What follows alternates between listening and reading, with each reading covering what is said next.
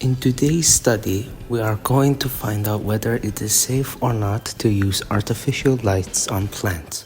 But in order to dive into that, we must first learn what light pollution is.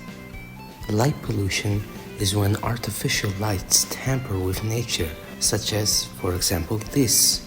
Notice how we can't see the stars up in the sky from a city down below.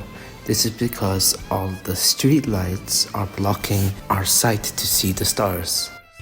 This is a problem because it can disrupt the plant's seasonal rhythms and their fragile relationship with pollinators. In severe instances, light pollution can even have an effect on plant productivity, height growth, or even leaves falling. It can even cause the roots to start weakening.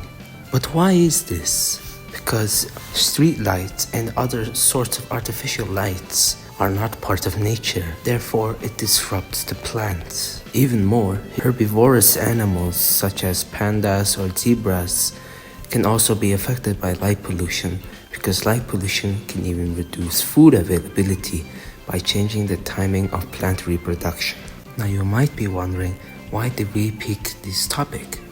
Because most people keep their plants under artificial lights. So we're here to prove whether it is really safe or not to put these plants under said lights. Now we are going to have a member of our team explain this phenomenon in Mongolian. Ирлийн бохирдол нь ургамлын байгалийн циркадын хэмнэл болон тоос хүртээгчтэй харилцах харилцаанд саад учруулснаар ургамлын өсөлт нөхөн үржихийг тасалдуулдаг байна. Энэ нь ургамал эрт цэцгэлэх, улирал бус үед навч унах, эсвэл ургах улирал уртсахад хүргэдэг бөгөөд энэ нь ургамлын эрүүл мэнд болон хүрээлэн буй орчны экосистемд нөлөөлдөг байна. Цаашилбал хиймэл гэрэл нь шөнийн тоос хүртээгчдийг саатуулж, заримыг нь төөрөлдүүлж, тоос хүртэх, жимс ургах чадварыг бууруулдаг байна. We came up with an experiment to see whether artificial lights can have an effect on houseplants or not. We had to divide into two sections, white light and yellow lights, on two different types of plants. Otherwise, we can't keep deteriorating the same kind of plant. We observed the plants for a minimum about 6 to 12 hours. Our results conclude that there are not many changes in the plants themselves in this set period amount of time under these lights. This may be because it may take a while to see some real effects on these plants. For example, like a month or two. Next up, one of our team members made a questionnaire to ask people for. So 3 of us got together and started asking people out in public in Mongolian.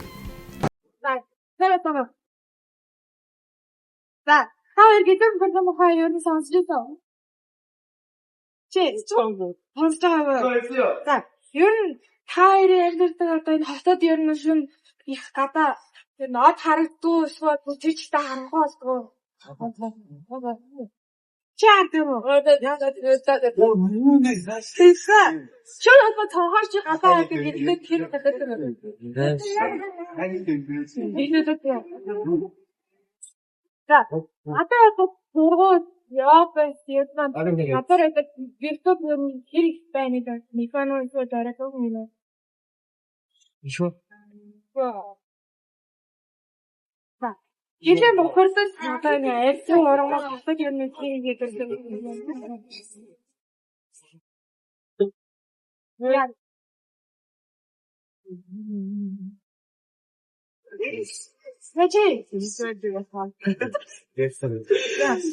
Наранчаас та ирчихвч хийх юм л байна. Айгу хинтэр гаач. Яа сайн дөө.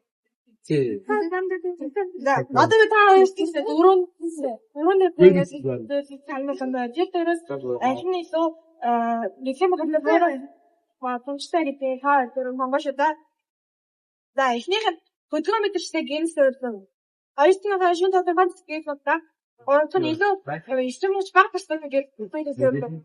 За дөрөв нь хараа хогны гэдэг нь дөө байгаль дээр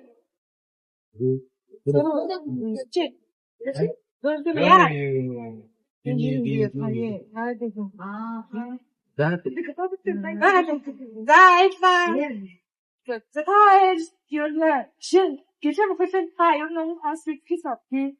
Хасвик. За дараагийн асуулт нь.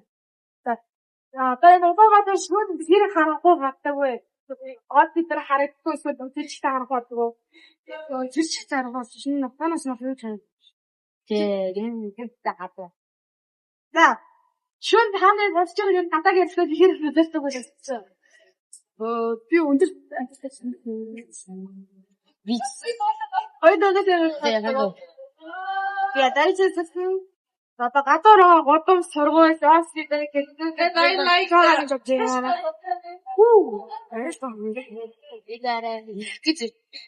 Энэ таасан байсан. За тавсаас энэ гэлэн мөхөр дансан бат ургамал хэрэг мэддэг гэж бодож байна. Нэг үгс баг. Одоо энэ байдлыг араас нь агуу явсан байна. Снэк гэдэг. Хайрын сантай чанга. За, шүпч тарын тийм хэмдэг юм. Хэмдэг юм. Хаа, гэлээ их хүн тааж юм гэсэн. Санаа хэмдэг. Юу, төрчөнгөө. Штэ байсан. Яг 12 амс Үчигэн апис стагаад үстэй. Тэгээд таашаа. Зүббоо адаптер магаттер вэцтэй ингээд зүрхэнди За. Ой. Одоо та дөрөв төрлийн юм зүүндээ тэр дөрөөс ажил байна. Одоо гэлэн махлыг багсгах гэдэг сонгоош за. За, волометрсэг яасан ба. За, одоо энэ хайрцаг саншуунаа дахиад ингэ. Хорхон идэх систем хурц багт юм гэдэг. Өрөвчнөөс харах ингэж гэдэг байгаа гэдэг надад.